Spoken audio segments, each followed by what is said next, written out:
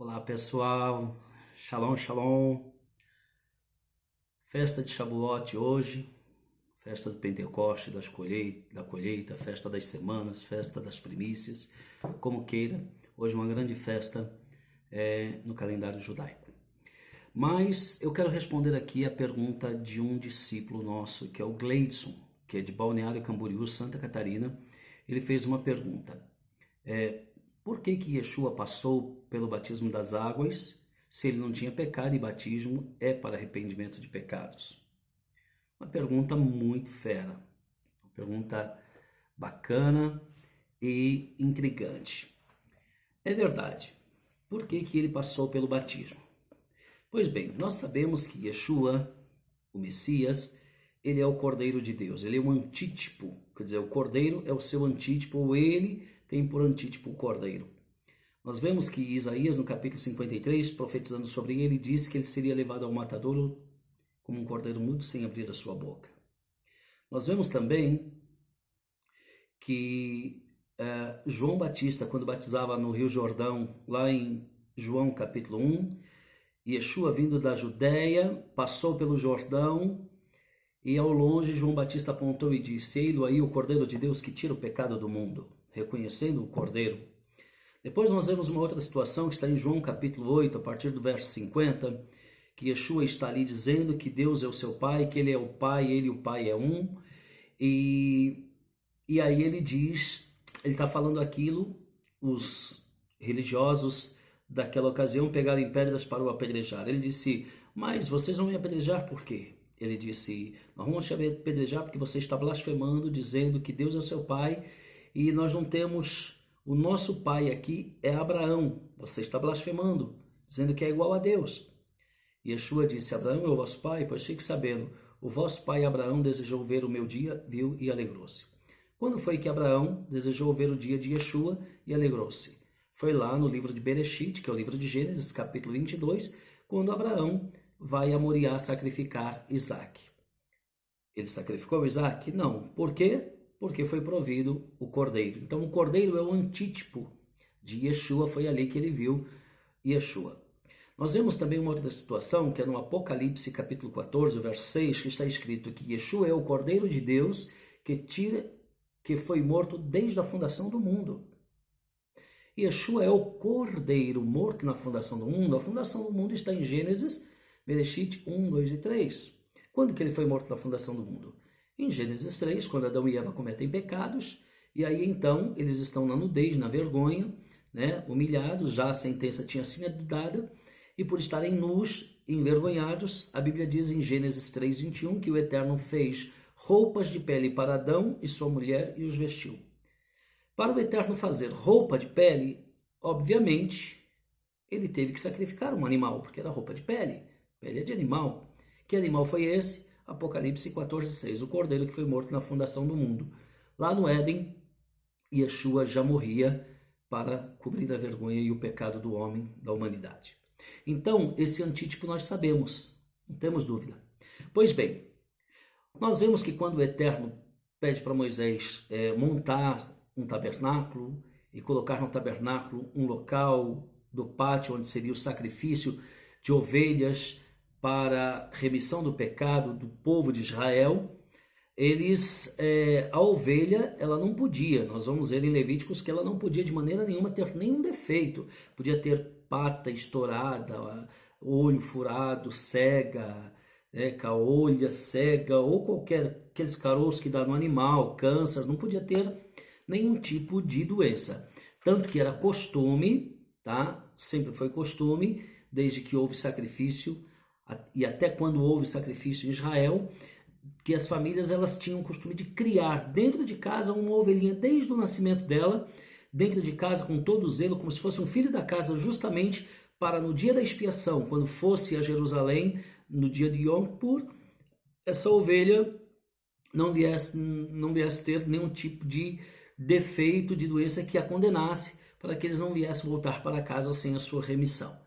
Então, havia muito zelo. Nós vamos ver até no texto lá de Davi, quando ele peca com Betseba, em Samuel capítulo 10. No capítulo 11, Natã, que a propósito, Natã é filho do próprio Davi, tá? Aquele menino profeta, ele vem, chega ali na casa do seu pai, de Davi, e ele profetiza, fala lá uma profecia em parábola, um homem muito rico, tinha muitos gados, muitas ovelhas, muito tudo, um vizinho pobre só tinha uma ovelhinha que criava dentro de casa, com estimação com seus próprios filhos. Veio viajantes à casa do rico, ele foi lá na casa do pobre, pegou a ovelhinha do pobre. Quer dizer, era uma parábola em profecia em relação ao pecado de Davi, que tinha pecado com Betseba, mas só para ilustrar que um vizinho pobre criava uma ovelhinha dentro de casa. Então era só essa ovelhinha do sacrifício, lá do dia da expiação. Não podia ter defeitos nenhum. Pois bem, Yeshua, ele é o Cordeiro de Deus. Tá? Outra coisa interessante que temos que saber. Somente o sacerdote podia sacrificar o animal para a remissão do ofertante, do pecado do ofertante. Somente, ninguém mais. Ele tinha o sacerdote, ele tinha auxiliares. Os auxiliares o auxiliavam no sacrifício.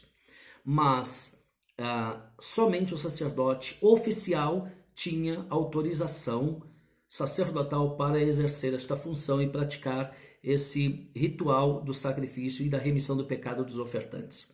A ovelha, como já disse, não podia ter defeito nenhum. Então, como era esse processo? Eles criavam a ovelhinha dentro de casa, no dia da expiação levavam a ovelha, detalhes, não levavam ela andando não, ela já estava adulta, grande, eles levavam aqui, para ela não se machucar na caminhada, muitas vezes vinham de longe, levava ela aqui ou em cima da mula, ou em cima do cavalo, mas não deixava ela passar por danos da estrada. Chegando lá, qual era o processo? Levava para os auxiliares. Os auxiliares faziam o quê? A primeira coisa que era feita com a ovelha, ela era batizada no mikvê, no tanque de batismo da purificação. Por quê? Porque sendo batizada, a lã ia colar no corpo da ovelha, e ali eles iriam fazer o exame total, apalpar, ver na ovelha se ela tinha caroço, doença, câncer. Não tendo, essa ovelha era posta ao lado para secar, e depois o processo seguinte era tosquiar, tirar a lã da ovelha. Por que batizavam antes? Porque se aquela ovelha tivesse defeito, nem a lã dela servia para o templo e para os sacerdotes. Então eles nem tiravam a lã caso tivesse doença, machucada ou ferida. Então era esse processo, batizava, palpava, não tinha, secava. Segundo processo, tirava a lã da ovelha e aí ela pelada ia para o sacrifício. O que é que tem a ver com Yeshua? Primeiro, João diz, eis aí o Cordeiro de Deus tira o pecado do mundo. Está lá batizando, mikvê. Segunda coisa, por que João Batista? Lembra que João Batista é filho de Zacarias. Não é aquele profeta Zacarias do Antigo Testamento. Era o sacerdote da vez, na ocasião ali, que Maria fica grávida de Yeshua, Isabel fica grávida de João Batista. Isabel era mulher do sacerdote da ocasião chamado Zacarias. Pois bem, o sacerdócio é de pai para filho. Quem exerce o sacerdote? Os filhos, está dentro da família, o ministério sacerdotal. No entanto, naquela época de Yeshua, próximo ali do seu sacrifício, de ir para a cruz, quem era que tinha que ser obrigatoriamente o sacerdote da vez? João Batista. Por quê? Porque ele era sacerdote por regra, lei e direito. O pai dele era sacerdote, naquela ocasião o sacerdote da vez era ele. Mas por questões políticas, corrupções e tudo mais, que foi o que Yeshua veio combater nos fariseus e os sacerdotes da ocasião, que eram Anás e Caifás. Caifás era o sacerdote, Anás era o seu genro. Pois bem, eles expurgaram João Batista para o deserto e lá ele exerceu seu ministério. Quando Yeshua vem passar pelo mikvê, como o antítipo ovelha, tá? Quando ele vem passar pelo mikvê, pelo batismo, teria que ser obrigatoriamente João Batista, porque os que estavam no templo, Anás e Caifás, o Eterno não os considerava. Quem era o sacerdote real da vez? João Batista. Apesar que ali ele está colocado só como profeta, mas pela ordem é ele o sacerdote. Então, o Eterno dá a ele esse direito e essa honra de passar pelo mikvê, pelo tanque da purificação, o cordeiro que tirará o pecado do mundo, que é o próprio Yeshua. Ok? E aí é o processo. Depois que passa pelo mikvê, qual é o segundo processo? Tosquiar. Quando que Yeshua, o Cordeiro de Deus, foi tosquiado? Quando ele foi para o Getsemane, ali orando, dores, onde o pecado da humanidade caiu sobre ele, ali onde ele se tornou adúltero, mentiroso, canalha, drogado, prostituto, travesti, prostituta, onde ele se tornou traficante, aidético, canceroso, todas as maldições do mundo caiu sobre ele, aonde? No Getsemane. Isaías disse que ele levaria sobre si a maldição da humanidade. Tá? Então, aquele é o processo da tosquiação. Passado o processo da tosquiação, vai para o sacrifício. E a partir dali, saiu do Getsemane, no dia seguinte, foi para a cruz. Por que então que Yeshua foi batizado? Por causa de pecados? Não. Ele foi batizado porque, na verdade, não era um batismo, era o processo da purificação do mikvê, que era o que acontecia com as ovelhas. Se ele é o Cordeiro de Deus, ele tem que passar pelo processo real que as ovelhas passavam para ser válidas, convalidadas para o sacrifício e remissão do pecado e da família que ofereceu aquela ovelhinha. Como o Eterno, ele é pai da humanidade, do mundo todo, então ele deu a sua melhor ovelha para sacrifício de todos os filhos que é da casa dele, ele considera todos. O batismo de Yeshua não é por questão de pecado, mas por questão de cumprimento profético, ok? Beijo no coração e até a próxima. Shalom, shalom.